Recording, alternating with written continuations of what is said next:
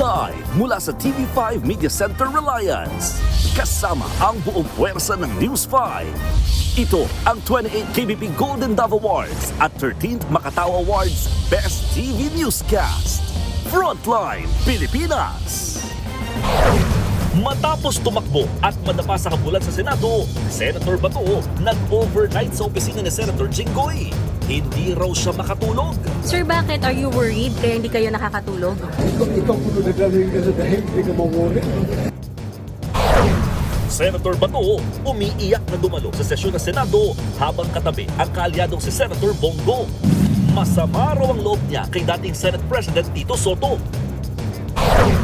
Bago yan, mangiyak-iyak din umapela si Bato na huwag siyang isuko ni PBBM sa ICC pero tila meron siyang pasaring.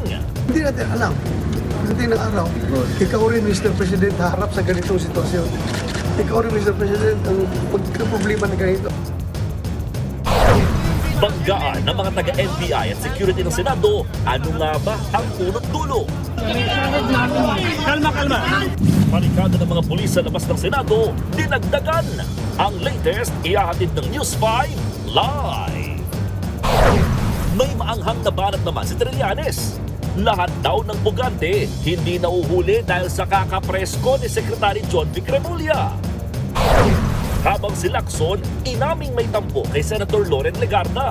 Hindi man lang daw sila binulungan ni Soto na magkakakudeta. At eto na nga, comedy queen ay Aida Las Alas blooming sa pagiging single. Ready na nga ba ulit siyang makimingle at ma-in-love?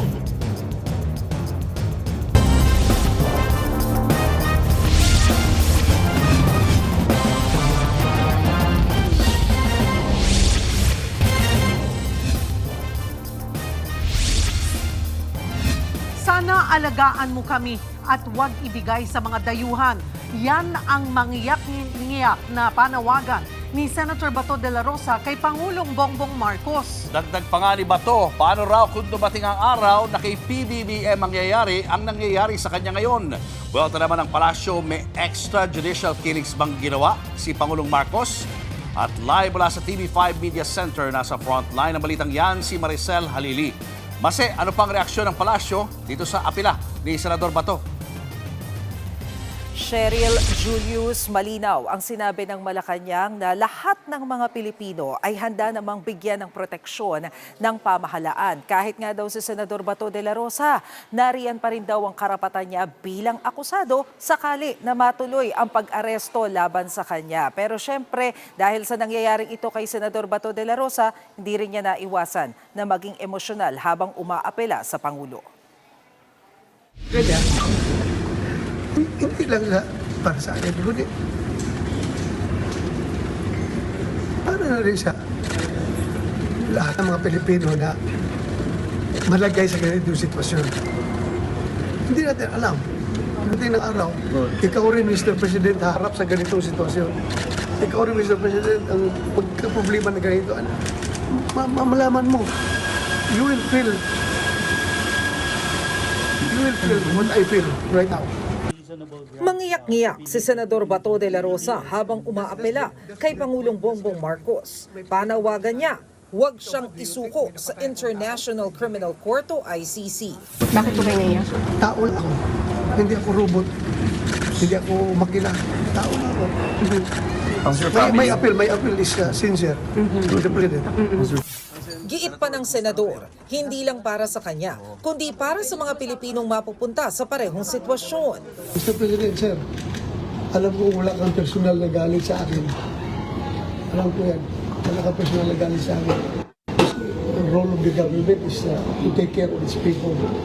Sana alagaan mo kami. Huwag mo kami ibigay doon sa mga dayuhan. Doon lang pag-uusap ko sa kanya. I've said, hindi lang para sa akin, kundi sa lahat ng Pilipino. Huwag niyo pong ipagkanulo ang inyong kapwa Pilipino sa mga banyaga. Dagdag pa nga ni Senador Bato, Very low. The lowest point of my life. Ikaw ba naman? Nagtrabaho ka ng gusto? I have said, yung aking servisyo talaga. Yung ideals ng PMA, courage, integrity, and loyalty, isinasabuhay ko yan. Lahat. ginawa ko. Tapos, ganito mangyari sa akin. Ang panawagan na yan ng senador nakarating sa Malacanang. Yusek, Senator Bato asks the President to protect him as a Filipino citizen. Ang sabi niya, sana isipin niya na siya ay Pilipino. President siya ng sambayanang Pinoy. Sana alagaan niya lahat ng Pinoy. Iyan ang pakiusap ko sa kanya. Your response po. Maski naman po yung mga EJK victims ay humihingi rin po ng proteksyon sa gobyerno. So, ang akusadong katulad ni Senator Bato ay humingi ng proteksyon. Lahat naman po ay bibigyan ng proteksyon na naaayon sa batas. Kung naaresto man po siya, kung maaaresto man po siya, lahat ng karapatan bilang isang akusado ay ibibigay po sa kanya. Buwelta ni Palace Press Officer Undersecretary Claire Castro sa pahayag ni De La Rosa na posibleng matulad ang Pangulo sa kanyang sitwasyon at ni dating Pangulong Rodrigo Duterte. Sana tinanong niyo muna kung anong kaso. Kasi kung pag-uusapan natin kung madadala siya sa dahig, that's definitely impossible. Kasi ang Pangulo ay hindi nag-commit ng EJK. Nanindigan naman ng Malacanang na hahayaan na ang law enforcement sa pagpapatupad ng warrant of arrest. Pero nang tanungin ang posisyon ng Malacanang, sagot ni Castro, Ang nagsampa po kasi ng kaso sa ICC ay kapwa nating Pilipino.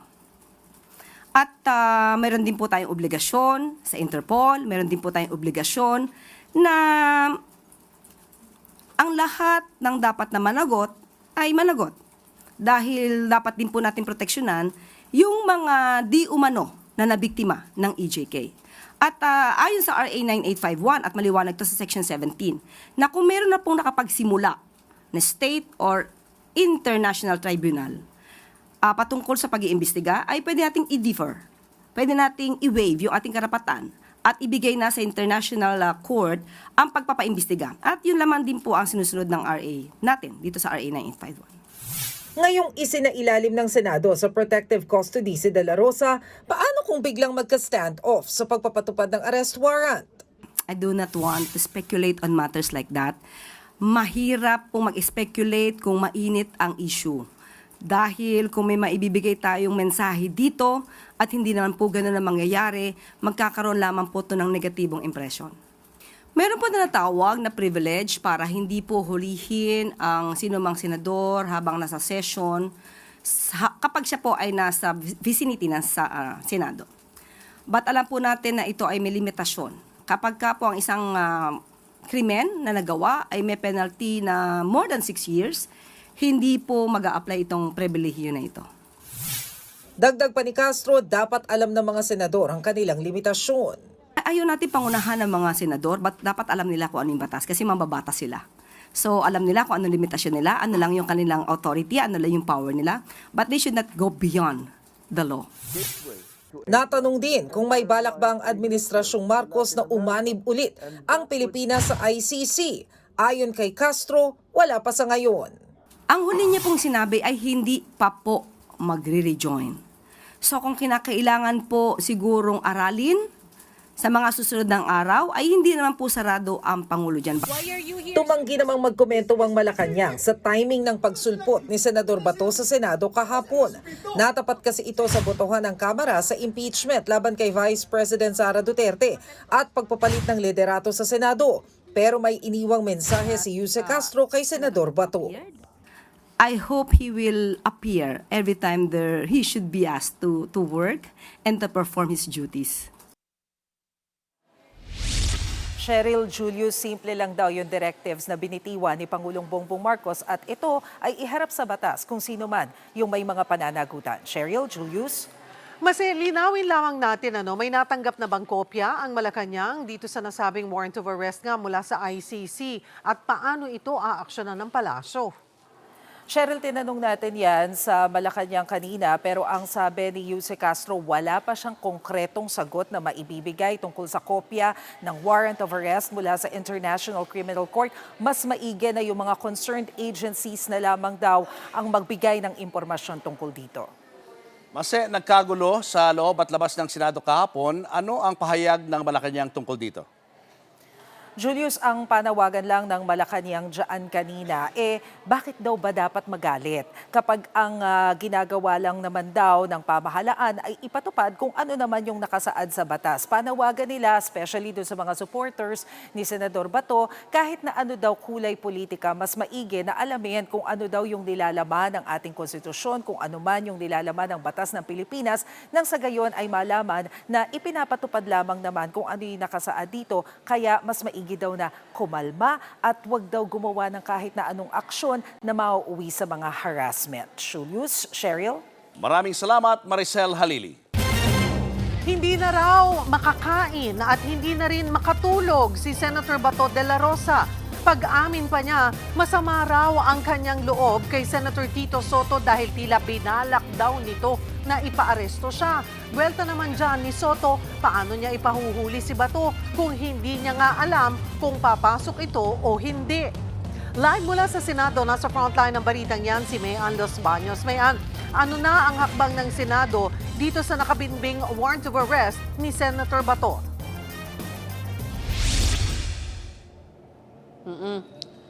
Cheryl, bago ko sagutin yan, ay kwento ko muna na dito nga sa loob ng Senado, nagpalipas ng magdamag si Senator Bato de la Rosa matapos siyang isailalim sa protective custody ng liderato ng Senado. At kasama pa nga niya, nag-overnight yung kanyang kaalyado at matalik na kaibigan na si Senator Robin Padilla. Sa ngayon, yan daw ang desisyon ni Senator Bato de la Rosa. Hindi muna siya lalabas ng Senate premises o ng Senate building hanggat hindi naglalabas ang desisyon ng SC na favorable sa kanila. Hopefully ay makakuha raw sila ng temporary restraining order mula sa SC laban dito sa ICC warrant of arrest. At nanindigan nga si Senator Bato de la Rosa na hindi siya susuko sa ICC at sinasabi rin nung kanyang mga kasamaan sa mayorya, partikular na Senate President Alan Cayetano, na hindi talaga siya isusuko sa mga dayuhan.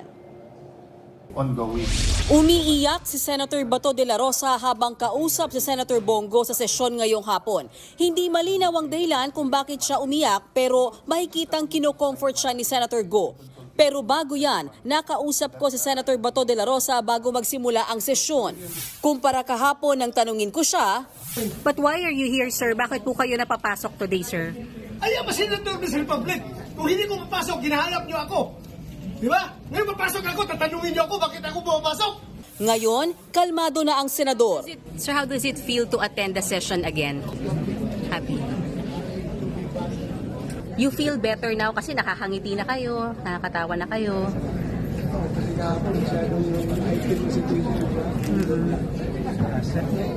May mga bisita tayo, may supporters, suporta, lifting or moral. Sa kabila niyan, hindi raw halos nakakain at nakatulog si Senator Bato dahil sa pag-aalala. Are we expecting you to attend hearings as well? Committee hearings, sir?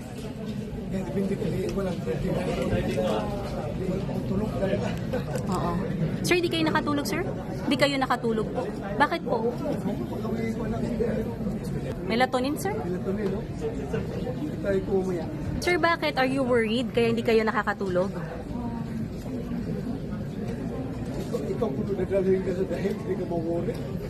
Kagabi sa opisina ni Senator Jinggoy Estrada, nagpalipas ng magdamag ang senador. Kwento pa ni De La Rosa, nakausap niya si Vice President Sara Duterte nang tumawag ito kagabi. Pero hindi raw nila napag-usapan ang nakaambang impeachment trial ng bise.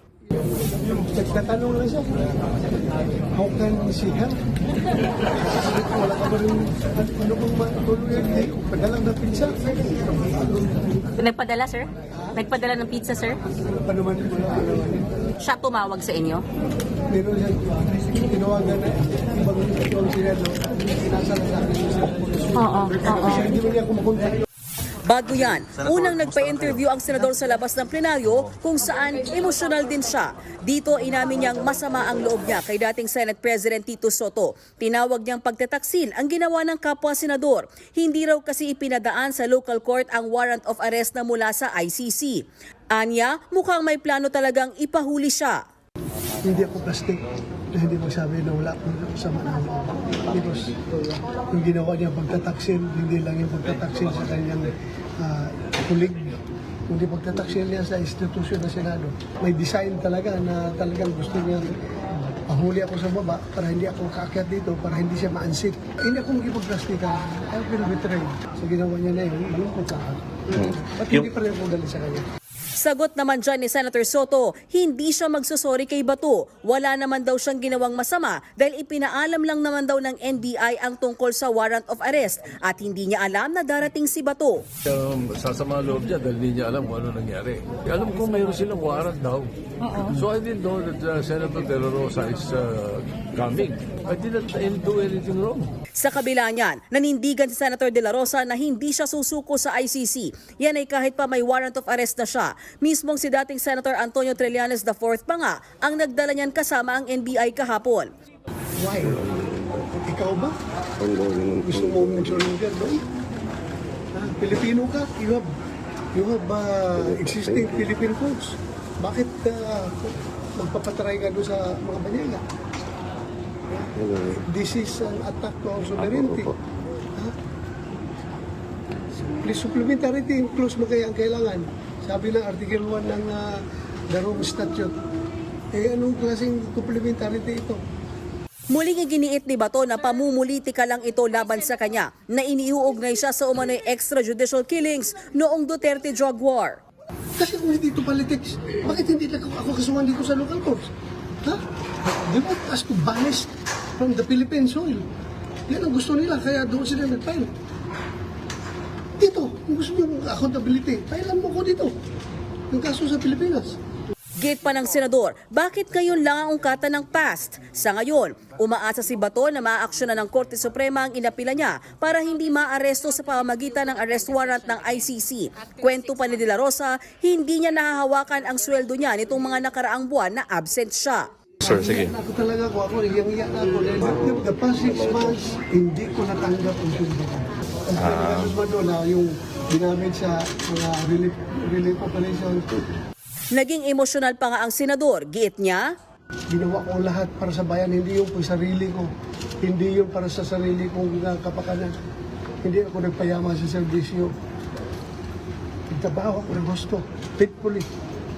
para naman sa kaalyado ni Bato na si Senator Rodante Marculeta, safe si De La Rosa sa Senado laban sa nakabinding warrant of arrest.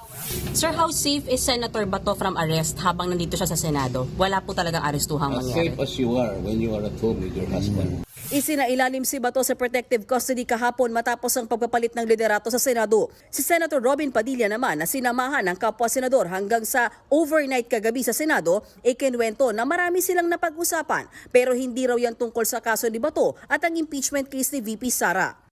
Kwento ni Padilla, hindi niya alam na lulutang si Bato sa plenaryo kahapon. Sa dinner daw kasi ng Duterte Block noong linggo, ang pagkakaalam daw ni Padilla, wala naman silang numero para matuloy ang kudeta. Kagabi nagdaos ng programa sa harap ng Senate building ang mga taga-suporta ni Senator De La Rosa. May bit-bit nga silang placards at watawat. Isa sa kine-question nila, bakit pumasok ng Senate building si dating Senador Antonio Trillanes gayong hindi naman siya opisyal ng gobyerno. Sa kalagitnaan ng protesta, nag-video call naman si Senator Bato. May panawagan din siya kay Pangulong Bongbong Marcos. Sana naman, bilang Pilipino, pagpuntahan mo rin ako. Yung sundin lang yung proseso, yung legal na proseso.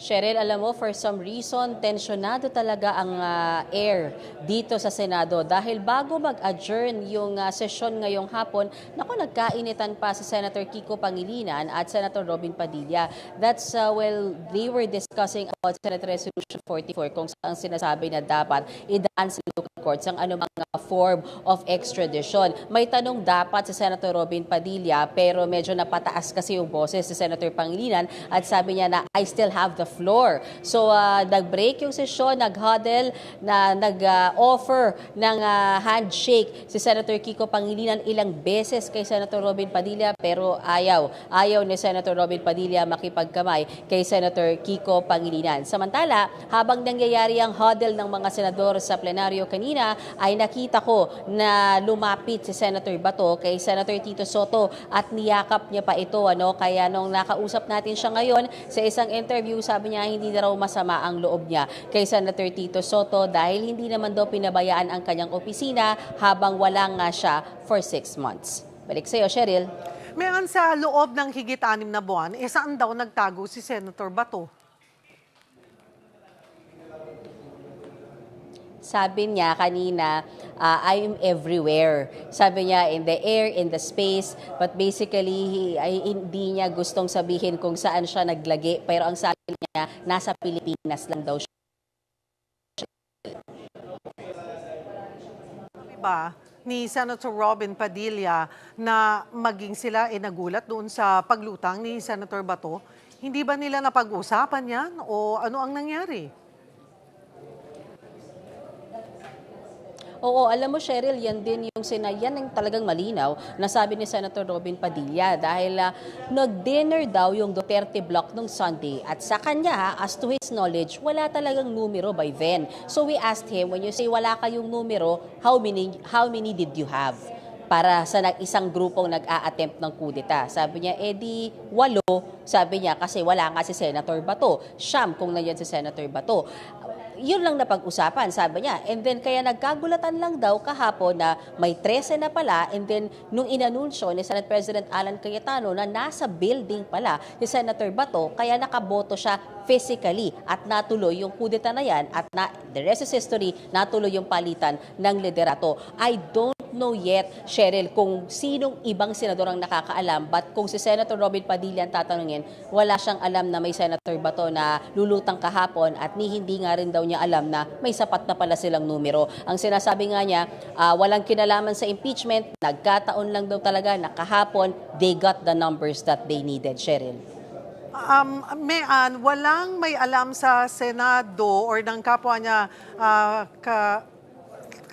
Senator na dadating siya, pero yung kaninang nagkaroon din kasi tayo ng pagkakataon na magkausap si Senator Bato sa One Balita Pilipinas, na nung pagbaba daw niya ng sasakyan, nahablot siya ng mga taga-NBI kaya siya pumiglas at kumaripas na tumakbo sa loob ng Senado.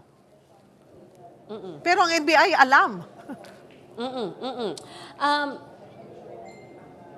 Correct. Mukhang gano'n yung lumalabas, no? Mukhang may intel yung NBI. I can only surmise to hindi ko sure kasi hindi ko na-interview yung NBI. Pero clearly, since andito yung NBI, mukhang either alam na darating siya or kasi ang version ni Senate President ang version ni dating Senate President Tito Soto, kahit siya, hindi niya alam na paparating si Senator Bato. Ang nangyari daw is pinuntahan siya ng NBI, inform siya na, may warrant na si Senator Bato galing sa ICC. At ang pinakasimpleng sinabi daw ni Senator Tito Soto ay, sige, coordinate kayo with the Office of Sergeant at Arms. So kaya nandito sa premises doon yung NBI kahapon at nakipag-coordinate sa Office ng Sergeant at Arms. Kaya ang sinasabi nga ni Senator Soto, hindi siya pwedeng i-blame na muntik nagka-arestuhan kahapon kasi hindi niya nga alam na parating daw si Senator Bato de la Rosa kahapon. Ang tanging alam niya, dumating yung NBI dito, in-inform siya as the Senate President, as it should be naman talaga. Cheryl, kailangan i-inform yung leader ng Senado na isa sa mga senador ay merong warrant of arrest. So as simple as that. So yung mga sumunod na pangyayari, sinasabi is hindi na niya kontrolado, sabi ni Senator Soto, kasi biglang ang nag-appear dito sa loob ng sesyon si Senator Bato de la Rosa kahapon and apparently nandun yung NBI, nauwi na sa habulan at sabi nga ni Senator Bato nauwi daw sa wrestlingan kaya nagkanda sugat-sugat yung kamay niya. Cheryl. Ihabol ko na rin, kahapon na aminado naman, di ba, nung na-interview natin si Senate President Alan Peter Cayetano na yung 13 votes na yon ay tanggap nila na manipis, delikado.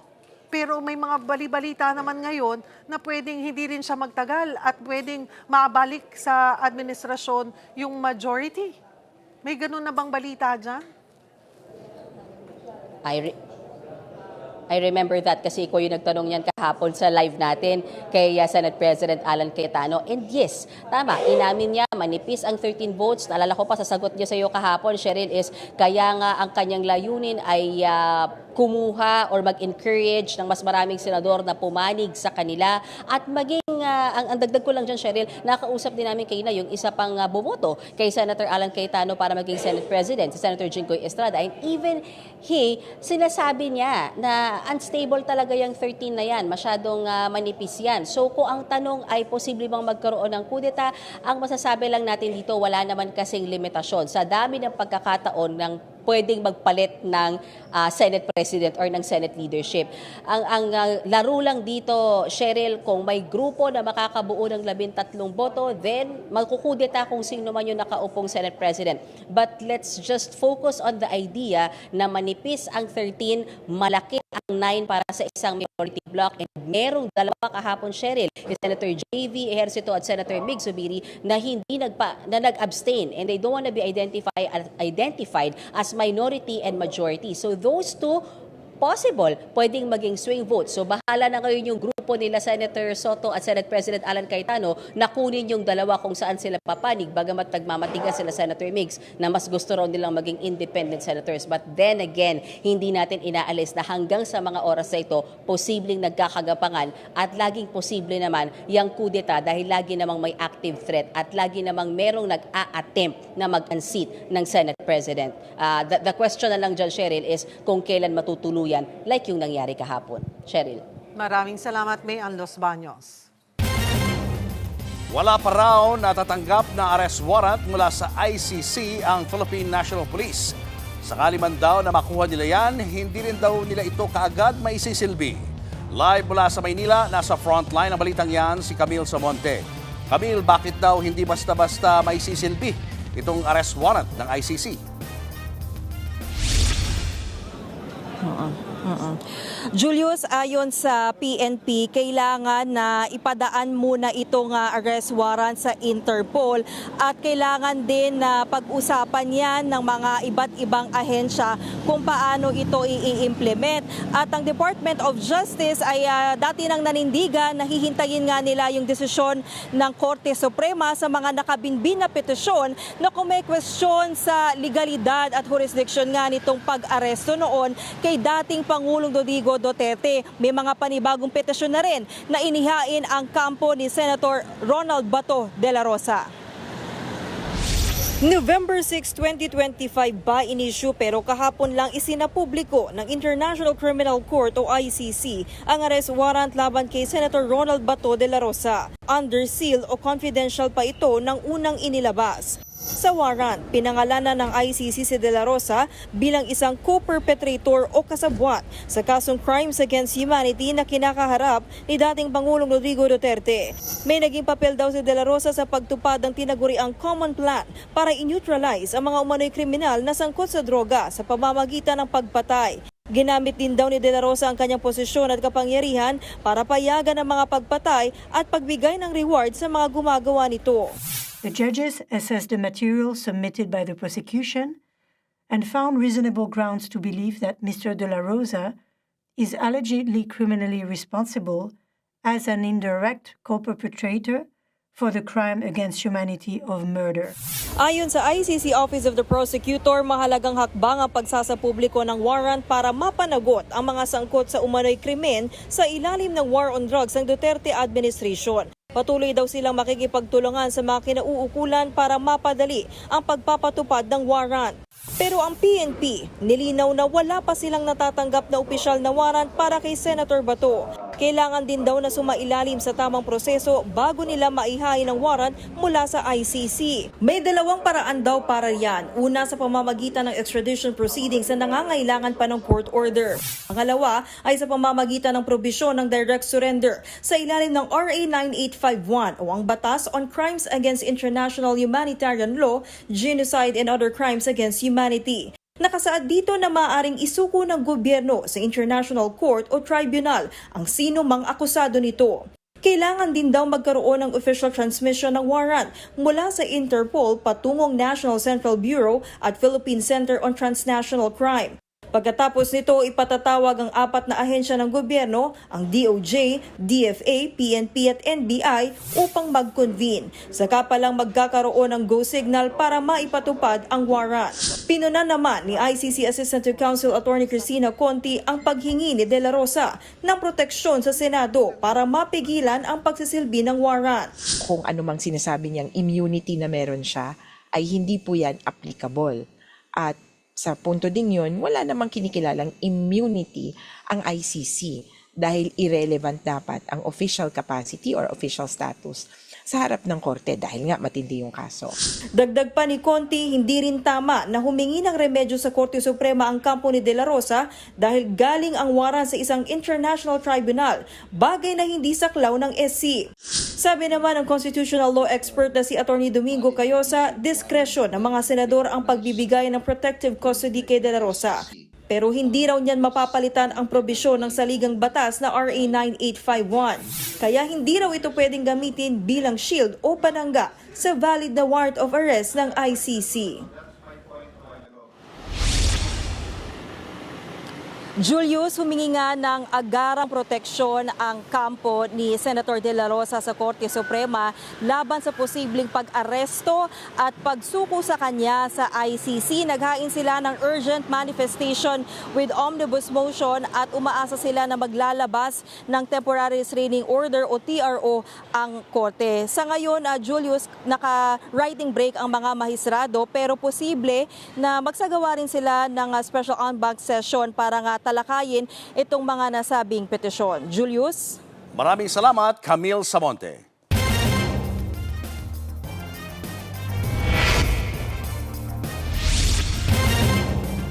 Kapapasok lamang pong balita, pinangalanan na ang bagong legal counsel ni dating Pangulong Rodrigo Duterte sa International Criminal Court o ICC. Base sa inilabas na dokumento ng Trial Chamber 3, yan ay si Attorney Peter Haynes. Siya ang papalit sa nagbitiw na si Attorney Nicholas Kaufman sa ICC trial ni Duterte sa The Hague para sa kasong Crimes Against Humanity. Si Haynes ay isang British lawyer. Siya rin ang dating presidente ng ICC Bar Association na may 30 taong experience. Bigla raw natanggal ang angas ni Senador Bato de la Rosa ngayong kumpirmado na ang arrest warrant ng ICC ayon kay Congresswoman Laila De Lima. Habang si Vice President Sara Duterte naman, ginit na mali ang ginagawa ngayon kay Bato. Narito ang Frontline Report.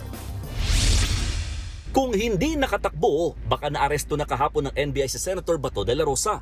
Muntikan nang mangyari sa kanya ang nangyari rin kay dating Pangulong Rodrigo Duterte. Sabi ni Vice President Sara Duterte, mali ang ginagawa ngayon kay Bato. Mali yan. Tulad ng ginawa nila kay dating Pangulong Rodrigo Duterte, mali din yun. No? Dahil ang isang warrant of arrest galing sa labas ng Pilipinas, hindi issued by a Philippine court, should be presented in a Philippine court. Ganyan din ang pananaw ng pinsan ni VP Sara na si Congressman Harold Duterte. Kinundin na niya ang tangkang pag-aresto kay Bato. Sabi naman ni ML Party List Representative Laila De Lima, nasaan na ang angas ni Bato, partikular sa nag-viral video ng kanyang pagtakbo para hindi maaresto. Ang dati raw matapang na PNP chief, ngayon ay mukha nang nakakaawa. Nakakatawa and at the same time nakakaawa din. Kasi dapat alam niya yan. And he took the risk of going there.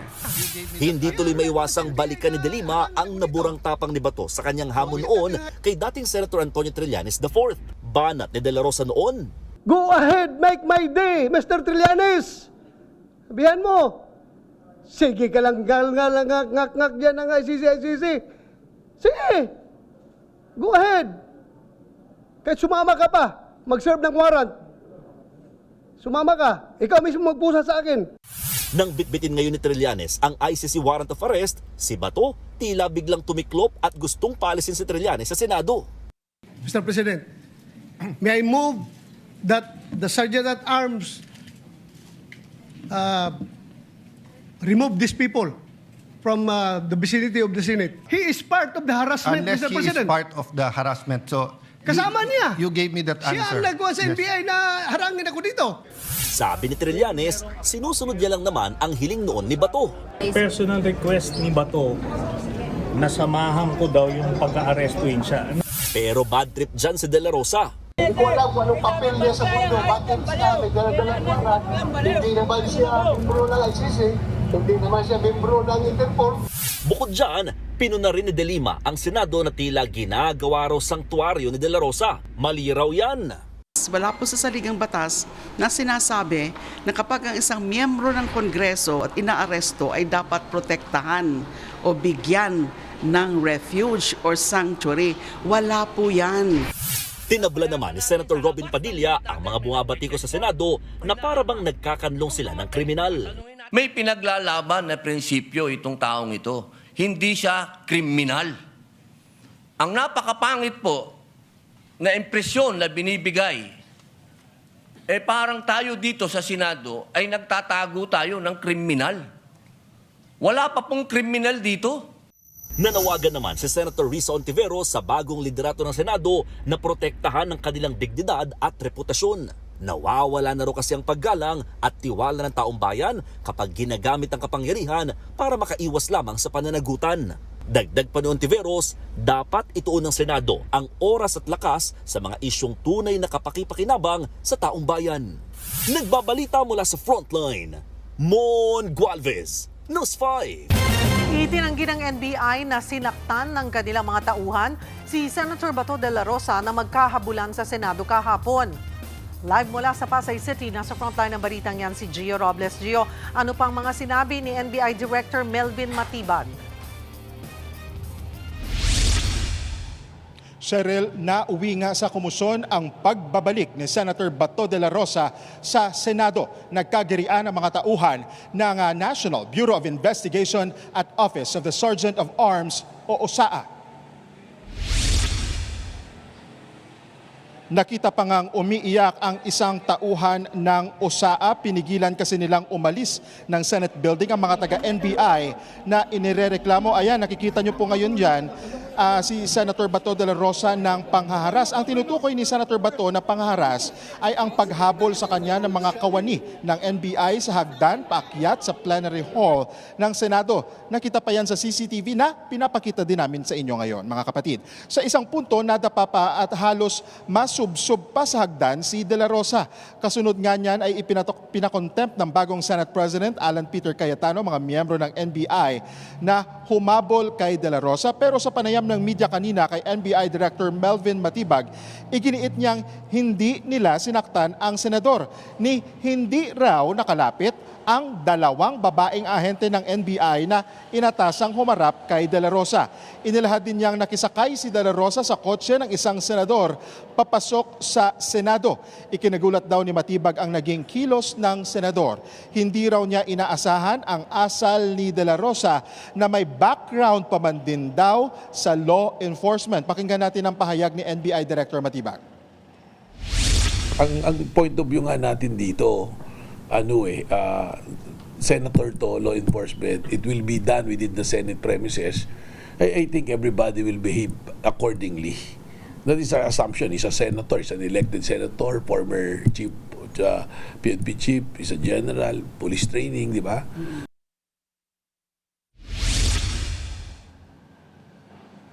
Cheryl, iginiit din ni Matibag na itinuturing nilang illegal detention ang pagharang ng OSAA sa mga taga-NBI na una nang nagbitiw si Senate Sergeant at Arms at retired Major General Rene Samonte dahil sa nangyaring komusyon. Si dating Sergeant of Arms, retired Police Major General Mau Aplasca ang pumalit sa kanya. Cheryl, balik sa iyo. Maraming salamat, Gio Robles. Handa raw uli magpalipas ng gabi ang mga taga-suporta ng pamilya Duterte at ni Senador Bato de la Rosa sa labas ng Senate building. Kaya naman ang mga pulis nagdagdag na ng barikada at mga nakabantay na tauhan. Live mula sa labas ng Senado sa Pasay, nasa frontline na balitang yan si Ian Suyu. Ian, gaano na karami ang mga nagtitipong supporters dyan?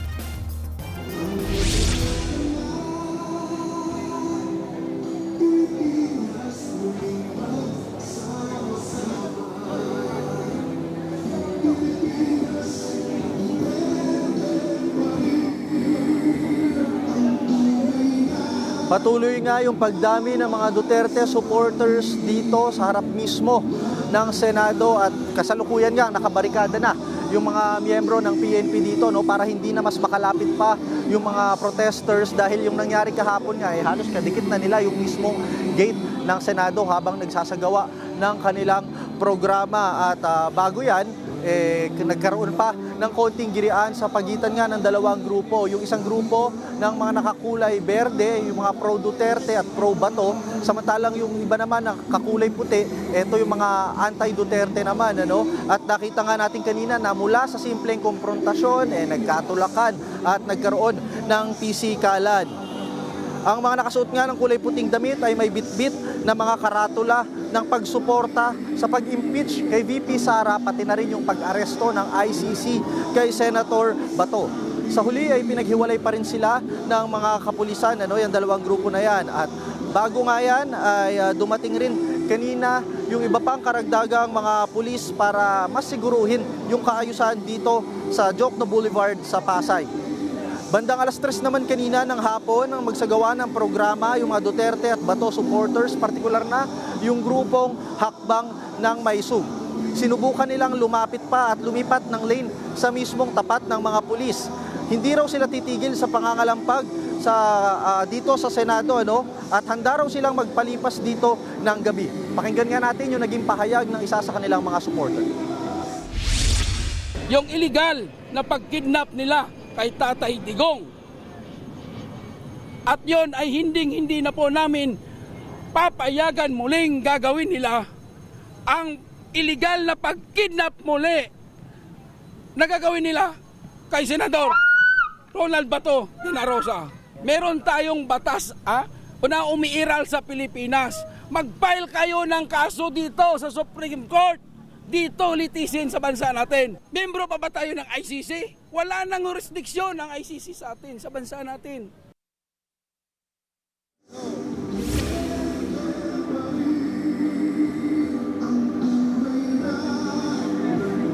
Nakahanda naman daw ang mga pulis sakaling madagdagan pa ang mga rallyista. Sa ngayon, 700 miyembro ng kapulisan ang ipinadala na rito. Mula yan sa NCRPO at sa Southern Police District. Pero kanina may nakita na rin tayo na miyembro nga ng mga taga Northern Police District naman. Hindi na raw nila hahayaan na makalapit yung mga rallyista kagaya noong nangyari kagabi. Narito naman ang bahagi ng pahayag ng hepe ng NCRPO. My instruction is huwag payagan na makalapit yung sound system dyan. And andito po yung ating CDM at in-augment po natin yung sinabihan natin na maging mahinapon sila, walang bangayan sa in-between groups.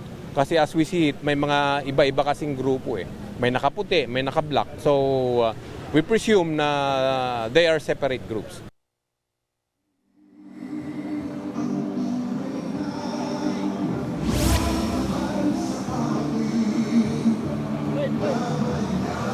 Sa ngayon nga, nandito tayo sa northbound nitong Jokno Boulevard sa Pasay. At kung nakita ninyo kanina, yung mga hilera ng kapulisan, ngayon naman ipapakita natin dito yung grupo ng mga pro-Duterte supporters. Ayan, kung mapapansin nga ninyo dito, nakaset up na yung sound system nila, Andiyan na dahil nakakuha tayo ng detalye mula sa kanilang mga miyembro na maya-maya lamang daw ay magsasagawa na sila ng kanilang programa. At plano rin daw nila dito na magpalipas na ng gabi. Samantala yung iba dito naghihintay, naka-ready na. May generator pa nga Kung makikita ninyo, nakaupo na yung ilan.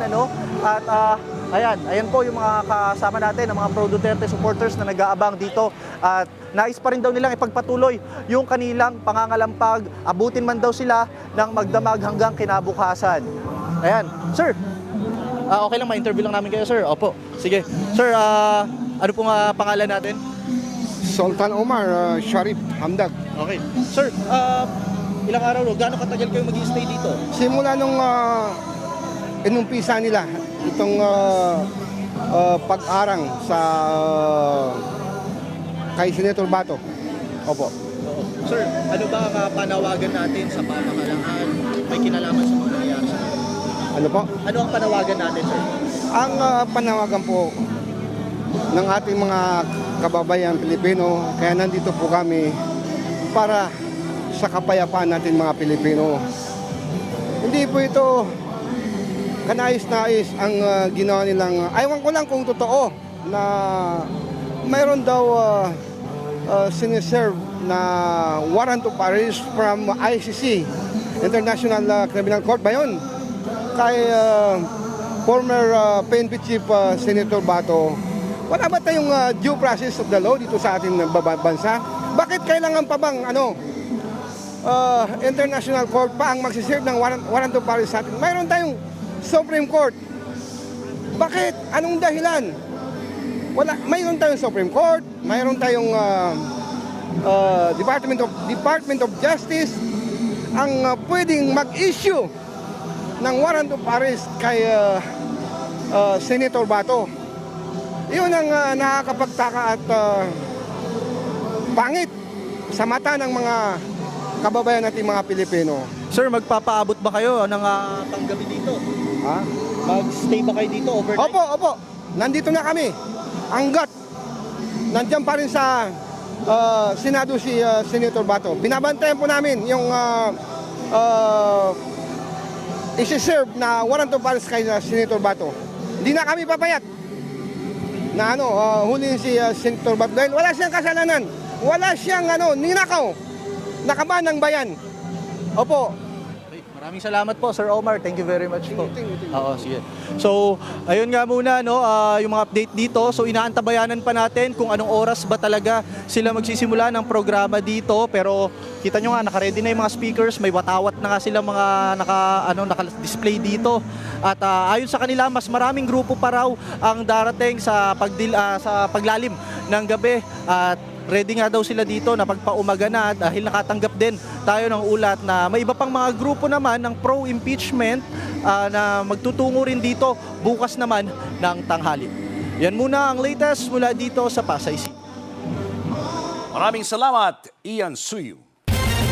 Hindi pa na ipapadala ng Kamara sa Senado ang Articles of Impeachment laban kay Vice President Sara Duterte. Live mula sa Batasang Pambansa, nasa frontline ng balitang yan si Marian Enriquez. Marian, bakit hindi pa ito na ipapadala? Cheryl, isa nga doon sa mga tinitignang dahilan ay yung biglaang pagpapalit ng liderato sa Senado at ayon nga po kay House Justice Committee member at Manila 3rd District Representative Joel Chua, maaring dahil sa nangyaring kudeta sa Senado, hindi pa matukoy kung kanino mismo ipadadala yung mga dokumento. Pakinggan po natin itong sinabi ni Congressman Chua. So normally pag may change sa leadership, nagpapalit yan ng mga SecGen, nagpapalit ng Sergeant at Arms. So sa ngayon, inaantay nila kung kanino sila makikipag-coordinate. Sabi naman ni Senate Secretary Dong Mendoza, hindi pa raw nakikipag-ugnayan sa kanila yung Kamara. Sa ngayon ay hinihintay pa natin yung update mula sa liderato ng Kamara o sa House Secretary General kung kailan may ipadadala ito. Pero ayon nga po kay ML Party List Representative Leila De Lima, kung hindi ngayong araw ay maaring bukas mai-transmit ang Articles of Impeachment at yung resolusyon nga laban kay VP Sara. Samantala, hindi naman maiwasan ni De Lima at ng ilan pang kongresista na magduda sa biglaang pagpapalit ng liderato sa Senado. Tingin po ni De Lima, may kinalaman ito sa impeachment ni Vice President Sara Duterte, lalo't kilalang mga kaalyado ng pamilya Duterte ang bagong mayorya ng Senado. Pero git ni De Lima, no choice ang Senado kundi mag-convene agad bilang impeachment court. Alinsunod nga po yan sa saligang batas. At kung hindi nga raw agad magko-convene at pagbobotohan pa itong pagko-convene ng impeachment court, tila tinatalikuran ng Senado ang kanilang mandato sa konstitusyon. Pakinggan natin itong bahagi ng pahayag ni Congresswoman De Lima. Pero yun ho ang hinihintay ng taong bayan. What's next? What's next? Tatalakayin ba kaagad nila yung Articles of Impeachment once these are transmitted to the Senate? Wala na naman silang choice sa usapin na yan. Kasi malinaw sa Constitution na trial shall forthwith proceed. Umaasa pa rin tayo na gagawin ng Senado kahit merong pagbabago ng liderato, na gagawin ng Senado na ayon lahat sa saligang batas. Cheryl, duda rin sa timing ng pagpapalit liderato si Congressman Chua, pero gusto raw niyang bigyan ng pagkakataon yung bagong Senate President na patunayan yung sinabi niyang walang kinalaman sa impeachment ang nangyaring kudeta. Pakinggan natin ulit itong bahagi ng pahayag ni Congressman Chua. Kaya ako naniniwala si Senator Alan Peter Cayetano ay isang abogado at tayo'y naniniwala na ginagalang niya at gagalangin niya ang ating saligang batas. bigyan natin siya ng benefit of the doubt. Git nga ng mga kongresista kung tutuluyan daw harangin ng mga senador yung pag-convene at pagsasagawa nga ng impeachment trial ay maaaring maghain ng tinatawag na petition for mandamus sa Korte Suprema para nga obligahin ito yung Senado na gawin yung kanilang tungkulin. Sharon. Maraming salamat. News 5 House Correspondent Marian Enriquez. At balikan natin ang mainit na isyu ngayon sa Senado, ang posibleng pag-aresto kay Senator Bato de la Rosa. Live natin makakausap ngayon dito sa frontline si Senator Bato kasama si Mean Los Baños. Mean. Hi, yes, kasama natin ngayon live si Senator Bato de la Rosa to start things off na light. Sir, bati naman tayo kasi tinanong kita kahapon, medyo mainit ulo mo. Masyadong heightened yung emotions natin kahapon dahil sa mga nangyayari, di ba? Kaya pasensya ka na, Mian. Pasensya ka na. Sorry kung nasigawan kita kahapon. Okay lang, sir. Sir, alam ko ilang beses nang tinanong sa inyo sa buong maghapon, kamusta kayo? Kamusta po kayo? Kamusta ang inyong health? Kamusta ang inyong puso? Okay naman. Malungkot lang, pero surviving. Gaano kahirap yung desisyon na kayo ay lumutang, kanina nag-uusap tayo off-cam, that there will always be a possibility na kayo po ay maaresto dahil kayo po ay lumutang na? Well, I need to do this because 3 factors. Number 1, magkakaroon ng change of leadership ang Senado. So I have to be there to perform my job, to perform my duty. Number 2, meron kaming yung impending impeachment court na gagawin, no? Kung file na yung articles of impeachment from the House to the Senate. At number 3, hiyang-hiya na kumian sa ating mga kababayan na palaging kinikriticize tayo for receiving salaries without performing my duty. Actually, kahit na wala ako, nagpapile naman ng mga resolusyon ng opisina ko, nagpe-perform naman yung aking, nagpa-function naman yung opisina, under my guidance, yung nga lang, yung physical presence ko, wala. So, akala ng mga kababayan natin, hindi tayo nagtatrabaho. Hindi pa ako ganong klaseng tao na tatanggap lang ng sweldo na walang ginagawa ang effort, no? Kaya nahiyap ako, kaya hindi pa ako kapal mukha. Hiyang-hiya na ako, kaya isa rin yan sa rason bakit ako lumabas para magtrabaho. And to set the record straight, Sen Bato, did you or did you not receive yung inyo pong sweldo for the past 6 months that you weren't here in the Senate physically? Ang totoong nangyari, no, yung mga sweldo ko, kiniklaim ng aking sekretary. Pero hindi nakarating sa akin dahil nagtatago nga ako, di ba? Hindi nakarating sa akin. Yung naghingi naman sila nagpaalam lang sa akin na kung pwede may mga pinsala sa ganitong lugar, may disaster, baka pwede magastos yun pang bili ng relief goods para pantulong, gano'n. Sabi ko, gamitin nyo yan, pera lang bayan naman yan . Kahit sweldo ko yan, pera lang bayan yan at nakakahiya na. So, in short, finally, itong mga last 2 months ata, if I'm not mistaken, mga last 2 months, finally, sinabihan ko na lang yung aking sekretary, huwag mo nang i-claim yung sweldo natin dahil nakakahiya na. Hindi na niya kiniklaim. Pero yung iba na hindi nagastos, andyan pa sa kanya na naka-sealed pa, naka-envelope pa. Before I turn you over to Julius and Cheryl, sir, may appeal kayo sa Pangulo na protektahan kayo, tulungan kayo, huwag kayong isuko sa dayuhan. But sir, you are Maka-Duterte. Anong ine-expect nyo bang pakikinggan kayo ng Pangulo? We know that they're not in good terms, the Dutertes and PBBM, and the Marcoses. Well, wala namang masama kung mag-attempt ka makiusap. Di ba? Hindi naman masama yan. Bilang Pilipino, I deserve some support coming from this government. Kaya nga sabi ko nga, hindi lang ito para sa akin, kundi para sa lahat ng Pilipino na pwedeng masasadlak sa ganitong sitwasyon in the future. Because that's a primordial role of the government is to protect its citizens. Diba? Rarely can you find any government from other countries na kusang ipagkanulo yung kanyang kababayan, yung kanyang citizen to other foreign entities. Ang mangyayari pa, nire-rescue ng gobyerno niya yung kanyang citizen from that foreign intervention, nire-rescue pa, pinapauwi sa kanilang bansa. So, yun nga, being a Filipino, ay yung appealing to the Filipino president. Pilipino ako, Pilipino siya. Sino pa namang, kahit na siguro may spot yung Duterte at saka yung Marcos, no, politically. After all, we are all Filipinos. Ako ay Pilipino na humihingi ng suporta sa ating Pangulo. Kaya nasabi ko yan. Dahil nga, sabi ko, noon, two times akong sinabihan niya, nagkausap kami, tinanong ko siya about ICC. Sabi niya noon sa akin na, no, hindi makapasok ang ICC dito dahil hindi ko nirecognize yung jurisdiction nila. At saka, sabi niya, pagkatapos ninyo, anong mangyari? Baka kami ang susunod na pakialaman ng ICC. Kaya hindi ako mag-cooperate ng ICC.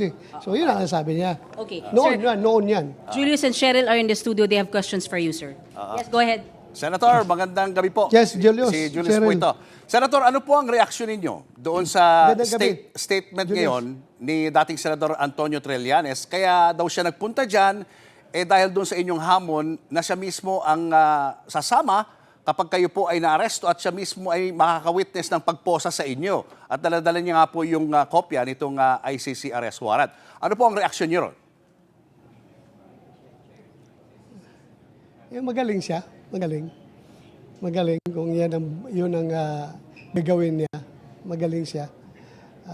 But I maintain that he has no personality pagdating sa activity na ito because he is not a member of the ICC, neither a member of the Interpol, nor a member of PCTC or any law enforcement agency. Dapat mag-i-effect ng warrant na yan. Pero nagtataka lang kami, bakit siya may hawak ng warrant of arrest? So yung statement mo noon, Senator, parang bluff lang ho yun kay Trillanes nung sinabi nyo na hinahamon nyo siya na siya mismo ang pumunta dyan sa Senado para kayo arrested. Bluff lang po ba yun? Hindi naman ako nang bablak pag sinabi ko, I really mean it. Kung ginawa niya yung kahapon, I don't know what will happen. Senator, ngayon po ay kumakalat po yung video nyo na kayo po ay tumatakbo, no? At ito'y ginagawa pong meme sa social media. Ano po ang inyong reaksyon na ginagawa pong katatawanan ng iba, yung inyong pong pagtakbo? Hayaan mo lang sila kung yan ang ikaliligaya nila. They're entitled to their own opinion. Sige lang. Magpakasaya kayo sa buhay ninyo kung doon kayo masaya. Senator Bato, magandang gabi po. Nagkausap na tayo kaninang tanghali. Pero eto na naman tayo. Sabi nyo, puntahan ko lamang kasi nagkaroon ng pagkakataon na matanong kayo kanina ni Mayan kung kayo nagkausap na, no? Nabanggit nyo na nagkausap na kayo ni VP Sara. Maari nyo po bang i-detalye o ibahagi sa amin yung ilang mga napag-usapan nyo? Wala lang naman. Kumusta lang siya kung kumusta ako. And sabi niya, how can I help you? Sabi ko, wala naman. Wala ka namang maitulong dito. Kuwan lang. Baka mayroong kuwan dyan. Padala ko ng pizza. May lang naman. Nagumusta lang siya. Nagumusta lang. May narinig po ba kayo? May pagpapasalamat po ba sa inyo si si VP Sara?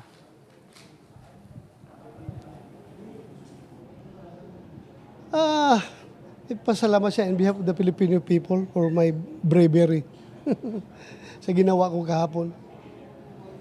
Pasalamat siya. Puntahan ko po yung timing ng inyong paglabas po sa Senado. Ang puna-punang ilan ay yung timing ng paglabas nyo na napakalaki ng pangyayari sa Senate kahapon. So parang daw pong lumalabas na pinapakita nyo ba na mas mabigat yung political stakes kesa doon sa posibleng pag-aresto po sa inyo?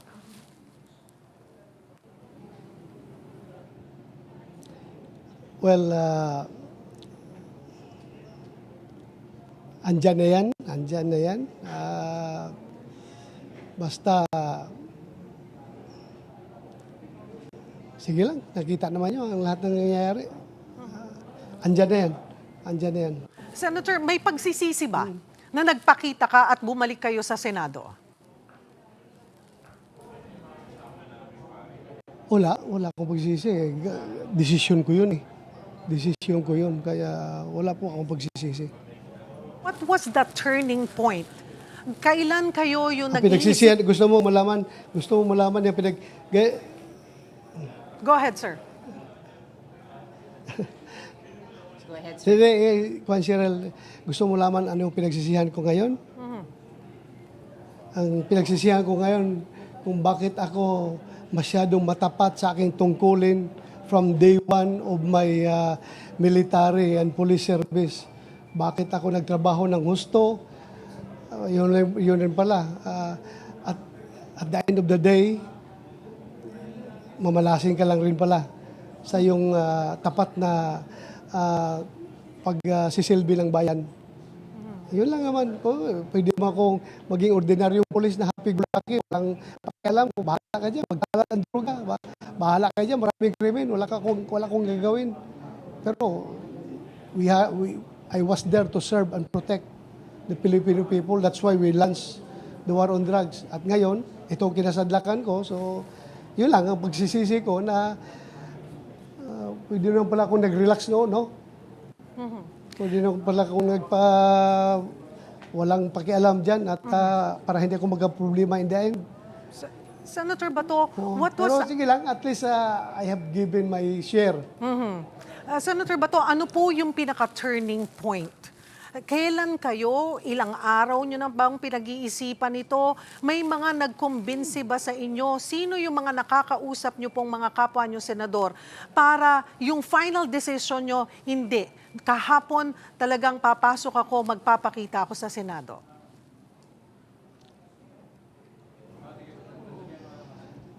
Well, matagal na naman yung pinag-isipan ko. Yung nga, sabi ko nga, yung tatlong rason na bakit ako nagpapakita. Sinabi ko sa inyo kanina, yung leadership ng Senado, change of leadership, yung impending impeachment, at yung sweldo na hindi ko pinagtatrabahuan. Yun lang naman ang mga rason bakit ako lumabas. Ang po panghuli para po sa aking end, yung sabi nyo nga po, nabanggit nyo yung impeachment. Kung sakali man po matransmit na po sa Senado, ang itong articles of impeachment ay mag-convene po as impeachment court ang Senado. But very open kayo, nakaalyado kayo ni VP Sara. Paano po ninyo maipapangako sa taong bayan na kayo'y magiging patas sa inyong pagdedesisyon?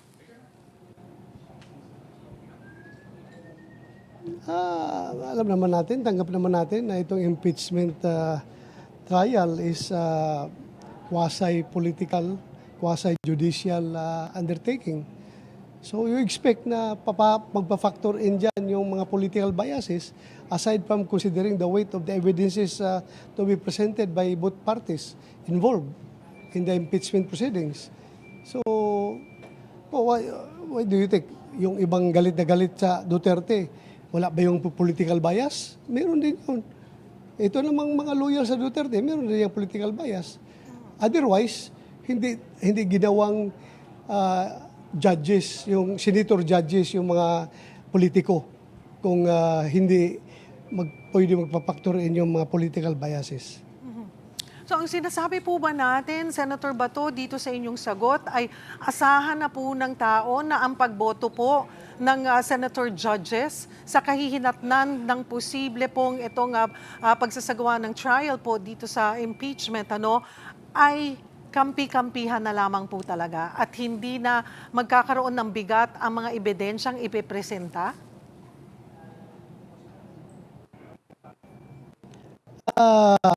As I have said, kino-consider dyan yung weight of the evidence. At the same time, magpa-factor in yung political biases. So, bahala ka na dyan kung saan mag-strike yung balance mo. 60-40, 50-50, 30-70. Bahala sa'yo yan. Ikaw na bahala. As an independent senator judge, wala mang magdidikta sa'yo. Yung 24 senators are deciding the case independently. Panghuli na lamang po. Mangyayari. Senator, ito nga po, nakaamba pa rin yung inyo pong warrant of arrest at inaasahang posibleng maging mag-convene as impeachment court po ang Senado. Tingin nyo po magiging bahagi pa kayo, aabot kayo doon or talagang maaaresto kayo? Ano ang nararamdaman nyo?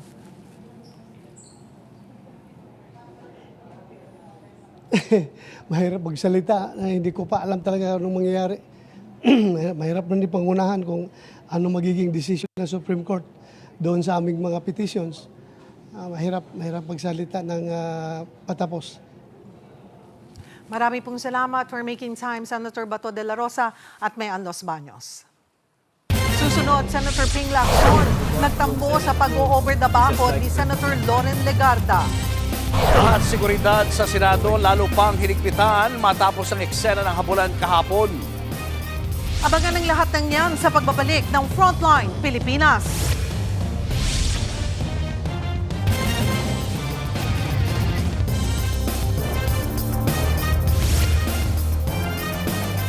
Mga kapatid, Julius Babaw po, nasa Middle East o saan mang dako ka ng mundo, manatiling may alam at may pakialam sa mga mainit na balita dito sa ating bansa. Simulan po natin ang bawat araw sa tuloy-tuloy na balitaan sa Frontline. Mag-follow at mag-subscribe sa social media pages ng News 5.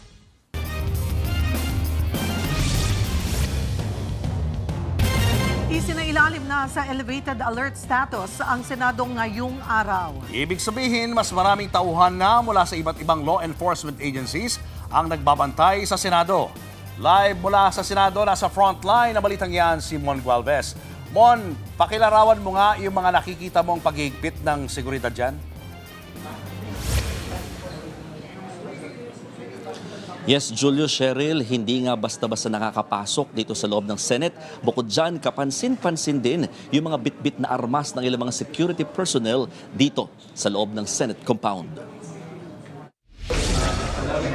May bit-bit na long firearms ang ilang tauhan ng Office of the Sergeant at Arms o OSAA pagpasok ng Senado ngayong araw. Ito na ang sitwasyon ngayon matapos ang habulan kahapon nang subukang isilbi ng mga tauhan ng NBI ang warrant of arrest laban kay Senator Bato de la Rosa mula sa International Criminal Court o ICC. Ayon kay Acting Chief ng OSAA na si Retired Police Major General Maua Plasca, sinadya nila ang pagpapakita ng armas bilang paghigpit sa seguridad sa Senado. We have declared an elevated alert status, meaning magkaroon tayo ng additional security personnel provided by the PNP kasi nag-request kami kahapon from the Chief PNP. So, ang pinadala niya si General na Averin. So, kung may mangyari sa loob, we can allow them to go in. Pero binawi rin niya ang utos na ito sa kanyang mga tauhan. Anya, preventive measure lang daw ito, lalo't may nasaktan silang tauhan kahapon. Huwag yung aming naawa ko siguro, baka kulang sa respeto yung mga iba. Sa ngayon, iniimbestiga na ng OSAA kung paano nakapagpasok ng mga baril sa loob ng Senado ang mga tauhan ng NBI kahapon. Sa kabila niyan, aminado si Senator Bato de la Rosa na masama ang loob niya sa dating Sergeant at Arms ng Senate na si Retired Major General Edgardo Samonte. Sabi ko na sa kanya na, Sir, pareho tayo PMER. Pareho tayo PMER. Kung palit tayo ng papel, ikaw na sa papel ko, at ako ang magiging Sergeant at Arms. Pagpapakamatay ako para sa iyo, protektahan kita. Hindi lang bilang isang PMER, kundi bilang Sergeant at Arms dito sa Senado. Sinagot din ng senador ang mga pumupuna na tila ginagawang kanlungan ng Senado para sa mga individual na may pending ng warrant of arrest. Alam mo kung isang barangay doon sa Cotabato, kaya sa Maguindanao, isang barangay ay willing na protektahan ako na hindi nila ako i-give up. How much more ang Senado na institusyon na nagpasa ng resolusyon na dapat hindi isusurrender ang isang Pilipino ng basta-basta. Binigyang diin naman ng abogado ng senador na si Attorney Israelito Torion na hindi dapat basta-basta arestuhin ng NBI si De La Rosa habang nasa Senado. Sana naman hindi, no? Kasi magkakatubo kung gano'n. Kasi the NBI is an adjunct office of the DOJ which belongs to the Executive Department. The Senate is part of the Legislative Department. I learned early in law school that there is separation of powers. Bago ito, nauna nang inaprubahan ng mga senador ang motion para isailalim si De La Rosa sa protective custody ng Senado. Julius Cheryl, bagamat sinabi na ni retired Major General Aplasca na nirecall na o binawi yung utos na magbitbit ng mga long firearms ang kanilang mga tauhan, napansin pa rin natin na may 1 hanggang 2 tauhan or personnel ng OSAA na may bitbit pa rin na mahahabang armas habang nakasunod kung nasaan nagpupunta si Senator Bato de la Rosa. Hindi ito kinukumpirma ni General Aplasca at mukhang magtatagal yung ganitong sitwasyon dito sa loob ng Senate hanggat nandito pa rin si Senator de la Rosa at hanggat hindi pa rin talaga na isisilbi itong arrest warrant. Pinag-aaralan naman ng kampo ng OSAA ang pagsasampa ng kaso laban sa mga NBI agent na nakasakit ng kanilang tauhan kahapon. Julio Cheryl. Maraming salamat, Mon Gualvez. Susunod, ngayon nagpalit ng Senate President, Senado, magko-convene ba agad sa magiging impeachment trial ni VP Sara Duterte? Yan at iba pa sa pagbabalik ng Frontline Pilipinas.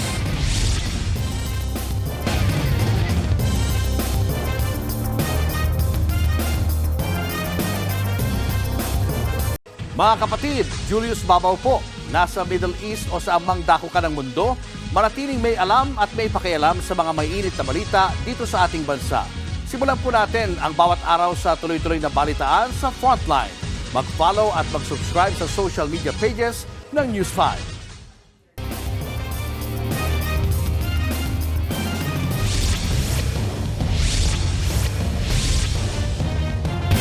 Magpupulong umano ang Senado bilang impeachment court forthwith oras na matanggap nila ang articles of impeachment ni Vice President Sara Duterte mula sa Kamara. Live mula sa Senado, nasa frontline ng balitang yan, si Mobile Journal, Merimon Reyes. Merimon, ano ang update dyan? Pwede 5 senador, kabilang dito si former Senate President Tito Soto, Senator Bam Aquino, Risa Ontiveros, Kiko Pangilinan at Senator Ping Lacson ang lumagda sa isang resolution. Ito yung Senate Resolution number 395 na inuudyok si Senador Bato de la Rosa na mag-surrender, lalo pat kinumpirma din itong arrest warrant mula sa International Criminal Court. Nakasaad din doon sa resolution na walang authority ang Senado na magbigay o mag-provide ng protective custody mula sa lawful arrest. Samantala, sa usapin naman ng impeachment, wala pang impormasyon ng Senado tungkol sa transmittal ng articles of impeachment laban kay Vice President Sara Duterte. Pero ang sinisiguro ng liderato ngayon na pinangungunahan ni Senator Alan Peter Cayetano bilang Senate President ay mananaig daw ang due process pati ang batas. Ayon kasi kay Senator Tito Soto, noong siya pa ang nakaupo bilang Senate President, kasunod daw na araw ng transmittal ng articles of impeachment, agad na magko-convene ang Senado bilang impeachment court.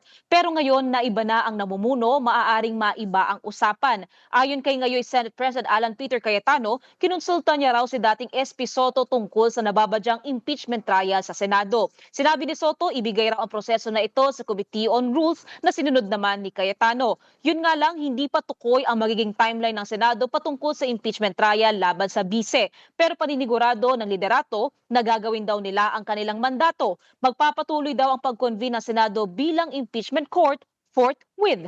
Pakinggan natin ang pahayag ni Senate President Alan Peter Cayetano. We won't delay. There's no reason. Diba? The country needs us in other capacities. So the longer this drags out, the more yung attention namin nandyan. But it's such an important accountability process, so we will give it full attention. I don't want to comment on the impeachment in regard to political lines, alliances. Kasi ako, ang position ko lagi is evidence-based. Sanay na ako dyan. Sanay na ako kay Corona.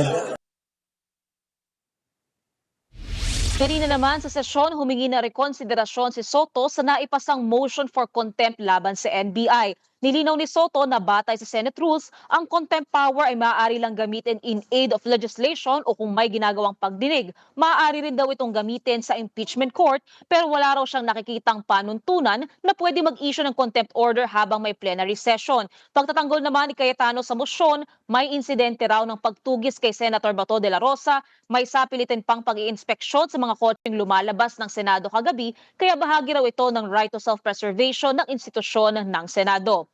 Cheryl, tinanong din kanina ni Senator Ping Lacson kung bakit nasabi raw sa Journal ng Senado na unanimous ang naging desisyon ng Senado patungkol nga doon sa motion para i-contempt ang mga ahente ng NBI na nagtangkang hulihin si De La Rosa. Ang sabi ni Senator Ping, nasa Senate lounge lang daw sila ni Senator Soto nang ipasa ang motion. Sa pagpapaliwanag naman muli ni SP Cayetano, naging tradisyon daw ng Senado na ituring na bumoto ang isang senador kahit wala raw sa session hall pero present sa roll call. At yan muna ang latest mula dito. Balik sa'yo, Cheryl. Maraming salamat, Mary Mon.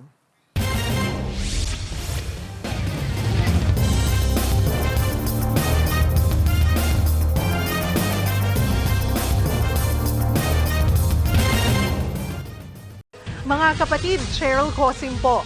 Nasa Estados Unidos, Canada o saan mang dako ka ng mundo, manatiling may alam at may pakialam sa mga mainit na balita dito sa ating bansa. Simulan natin ang bawat araw sa tuloy-tuloy na balitaan sa Frontline. Mag-follow at mag-subscribe sa social media pages ng News 5.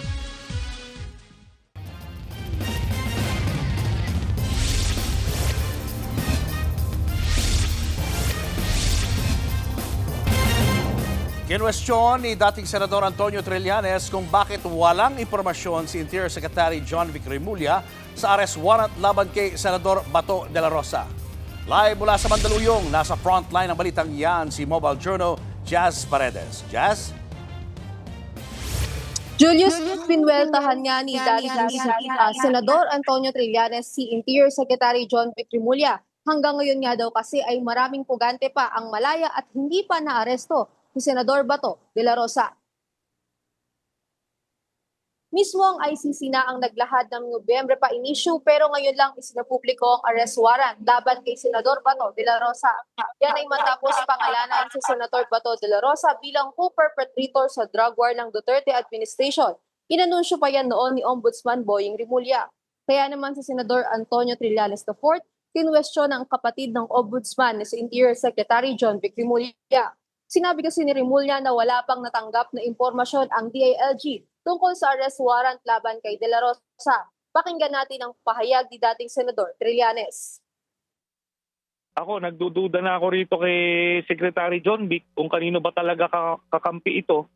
Kasi nung over the weekend, nung may ganyang ugong-ugong, nagmalaki siya na may 10,000 nga na pulis na nagbabantay daw, maghahanap. Kung binawas-bawasan niya yung kape-presto niya, baka may nahuli siya .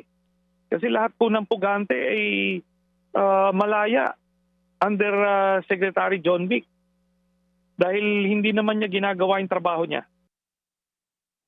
Sinubukan nating kunin ang pahayag ni DILG Secretary John Vic Remulla kaugnay nito. Sa pamamagitan ng text message, tanging sagot ni Remulla ay inirerespeto niya ang opinyon ng dating senador.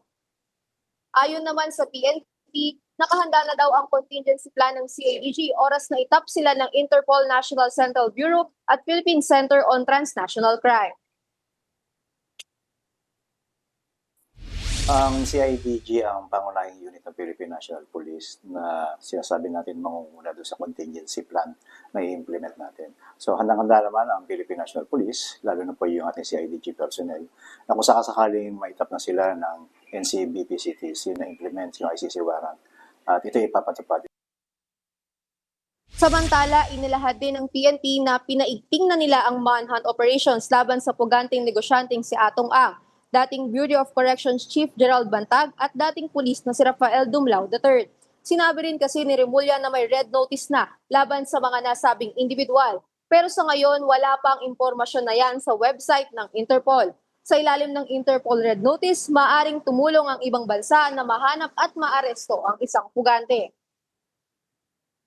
Julius, sa usapin ng sabina at posibleng aksyon ng CADG kaugnay sa investigasyon sa extrajudicial killing sa Davao Region ng siya pang Davao Police Chief noon. Magiging malinaw daw ito sa Huwebes matapos isyuhan ng subpoena duces tecum kung saan kinakailangang humarap si De La Rosa sa CADG office sa Camp Crame. Julius.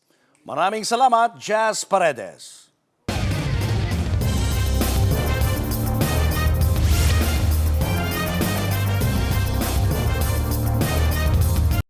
Mga kapatid, Cheryl Cosing po. Nasa Estados Unidos, Canada o saan man dako ka ng mundo, manatiling may alam at may pakialam sa mga maiinit na balita dito sa ating bansa. Simulan natin ang bawat araw sa tuloy-tuloy na balitaan sa Frontline. Mag-follow at mag-subscribe sa social media pages ng News 5.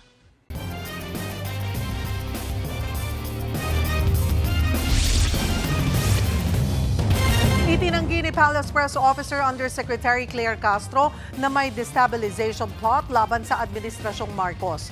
Natanong yan sa press briefing kanina. Pero ayon kay Castro, hindi na bago ang ganyang mga kumakalat na usap-usapan. Anya, alam naman kung kanino nanggagaling ang planong kudeta. Walang pinangalanan si Castro. Even before naman hindi lang naman ngayon yan . Alam naman natin kung saan nanggagaling yan. At alam naman natin kung sino yung gusto nilang paupuin. So, tayo po, mga kababayan natin, sa mga taong bayan, lagi po na lang tayo magmatsyag at maging mapanuri, lalong-lalo sa mga fake news. Kahapon tiniyak din ni Defense Secretary Gibo Teodoro na walang banta sa administrasyon ni Pangulong Bongbong Marcos. Sa gitna yan ng issue ng impeachment ni Vice President Sara Duterte. Sa hanay ng kasundaluhan, wala pong threat at matagal na pong whatever administration, we have a political process. The soldiers have their job. And I think part of the professionalization of the armed forces and the responsibility na humawak ng mas mabisang mga kagamitan at gumamit talaga ng active defense, lalo sila dapat hindi makialam sa politika.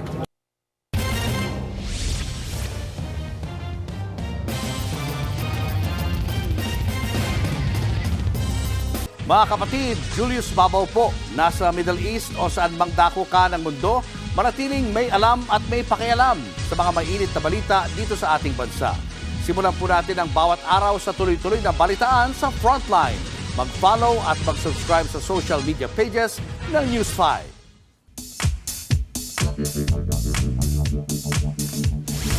Mga kapatid, mag-ingat sa bawat hakbang, lalo na kung umaakyat o bumababa ka ng hagdanan. Para iwas dapa, hindi basta-basta ginagawa ang hagdanan. Ilang taon po itong pinag-aralan. Merong formula ang mga engineer para komportable at ligtas ang bawat hakbang. Tinatawag po itong rule of proportion. Ganito po yan. Kapag inad ang taas ng dalawang baitang at ang lapad ng tapakan, dapat nasa 24 to 25 inches ang sukat nito. Kapag sobrang taas ng baitang, nakakapagod at delikado. Kapag sobrang liit naman, baka sumabit ang paa at madapa. Kung mapapansin nyo sa fire exit stairs, pare-pareho dapat ang sukat ng bawat hakbang. Dahil ayon po sa mga pag-aaral, kahit ilang millimeters lang ang diferensya, pwede nitong sirain ang natural rhythm ng paglalakad ng tao. Importante din po ang handrails. Hindi lang yan pamporma. Dinisenyo iyan para ilipat ang center of gravity ng katawan kapag nawawala ang balanse. O diba? Hindi lang po simpleng daanan ang hagdanan. Isa po itong kombinasyon ng physics, geometry at human behavior. Tandaan mga kapatid, minsan ang pagbagsak ay nagsisimula lang sa isang maling hakbang. Yan po ang ating K-alaman. K? Okay. Abangan niyo ulit kami bukas dito sa TV5 sa 1PH, RPTV, True TV at 105.9 True FM. Kami ang inyong mga kapatid sa Balitaan at Public Service. Walang iwanan sa Frontline Pilipinas.